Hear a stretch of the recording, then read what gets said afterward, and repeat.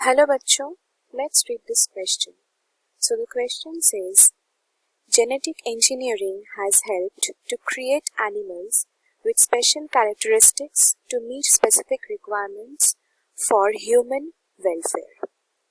It is achieved by manipulation of animal genes or introduction of rDNA, that is recombinant DNA, with desirable gene in the animal so as to get the expected phenotypic expression. तो हमको यहाँ पे question में पूछे जा रहे हैं कि जेनेटिक इंजीनियरिंग जो प्रोसेस है उससे हम एनिमल्स क्रिएट कर सकते हैं जो कि हमारे इंटरेस्ट की तरह कैरेक्टरिस्टिक्स होगा उसमें और वो ह्यूमन वेलफेयर में रिक्वायर्ड होता है। और वो बनाते हैं कैसे? बाय मैनिपुलेटिंग एनिमल जीन्स या फिर किसी और एक एनिमल से हम एक जेनेटिक मटेरियल लेके उसमें rDNA that is recombinant DNA introduce करते हैं और वो ही हमको डिजायर्ड एक्सप्रेशन देता है। तो यहाँ पे की कंसेप्ट क्या है? The key concept here is genetic engineering. So we know what is genetic engineering. Genetic engineering is the process in which we modify the genes, and by this modification we get the desirable phenotypic expression. तो हम देखते हैं ये genetic engineering करने के लिए scientist लोग क्या करते हैं। तो पहले ही जो किया जाता है उसको कहते हैं gene manipulation. So this is the process in which the genes are being manipulated, जैसे हम नाम से ही समझ सकते हैं। तो यहाँ पे हम क्या करते हैं? Knock out of the jeans.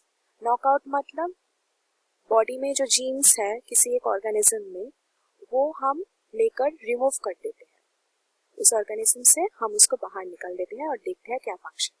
फिर हम ये भी कर सकते हैं knocking in of the genes, मतलब नॉकआउट का ऑपोजिट। नॉकआउट मतलब रिमूव किया जाता था, यहाँ पे हम इंट्रोड्यूस करेंगे कुछ genes. So knockout means introduction of the gene. या फिर हम जीन को एडिट भी कर सकते हैं, edit genes using CRISPR Cas9 technology. तो यहाँ पे जो जीन्स में गड़बड़ होते हैं उस जीन्स को हम लेके उसको करेक्ट करते हैं ताकि वो नॉर्मल फंक्शनिंग में फिर से कर सके। तो हम देखते हैं यहाँ पे और क्या क्या होता है जेनेटिक इंजीनियरिंग में। जीन मैनिपुलेशन के बाद यहाँ पे और एक बहुत इंपॉर्टेंट चीज होता है जिसे कहते हैं introduction of desired gene which we will know as recombinant DNA, that is rDNA. तो ये एक बहुत ही इंपॉर्टेंट प्रोसेस है। इसमें क्या किया जाता है हम देखते हैं। कोई एक एनिमल होता है, कोई भी एक एनिमल हो सकता है, उसमें बहुत सारे जीन्स होते हैं।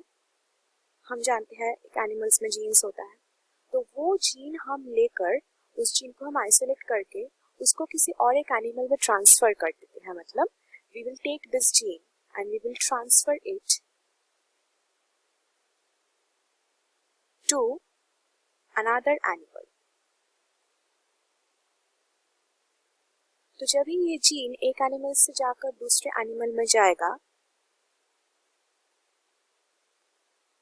with that gene it will produce a recombinant gene. How?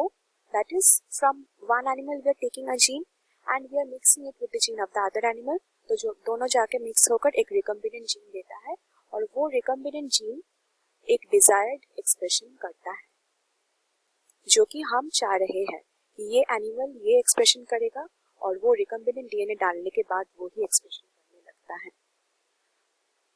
तो फिर हम देख लेते हैं कुछ ऐसे एग्जाम्पल्स जो कि ये स्टेटमेंट प्रूव करता है। सो लेट अस सी सम एग्जाम्पल्स। पहला एग्जाम्पल जो हम देखेंगे वो है रोजी, that is a cow. So it is a transgenic cow. ये ट्रांसजेनिक का मतलब क्या होता है? ट्रांसजेनिक का मतलब होता है एक किसी एनिमल से हम एक जीन लेकर दूसरे एनिमल में वो इंसर्ट करते हैं, तो जिस एनिमल में हम जीन इंसर्ट करते हैं वो फॉरेन होता है, तो दैट इज ट्रांसजेनिक। तो यहाँ पे क्या होता है, अल्फा लैक्ट एल्बुमिन जो जीन है ह्यूमंस में, वो मिल्क प्रोडक्शन के लिए रिस्पॉन्सिबल होता है।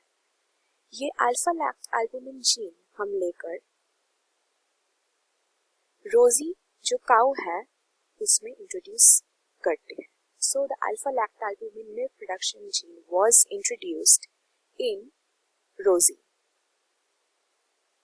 So once this gene got introduced into Rosie, this Rosie cow started to produce human milk, क्योंकि अब इसमें human milk का जीन ट्रांसफर हो गया है। तो ये क्या हुआ, एक genetic engineered animal human milk production कर रहा है जो कि ह्यूमन वेलफेयर में यूज होता है। So this proves that statement.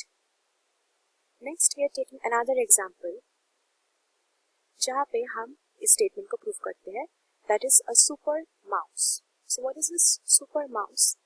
ये super mouse भी एक ट्रांसजेनिक एनिमल होता है जिसमें हमारी ह्यूमन बॉडी में हम जानते हैं HGH एक हार्मोन है, that is the human growth hormone. So this human growth hormone gene was introduced into this super mouse animal. तो जब ही ये सुपर माउस में इंट्रोड्यूस्ड हो गया तो अब ये माउस HGH प्रोडक्शन करने लगा और ये HGH जीन हमारे ह्यूमन वेलफेयर में काम आएगा। तो क्या हो गया, जेनेटिक इंजीनियरिंग से जो प्रोडक्ट होता है वो ह्यूमन वेलफेयर में काम आएगा। So that's it with the question, hope you understood it well, best of luck.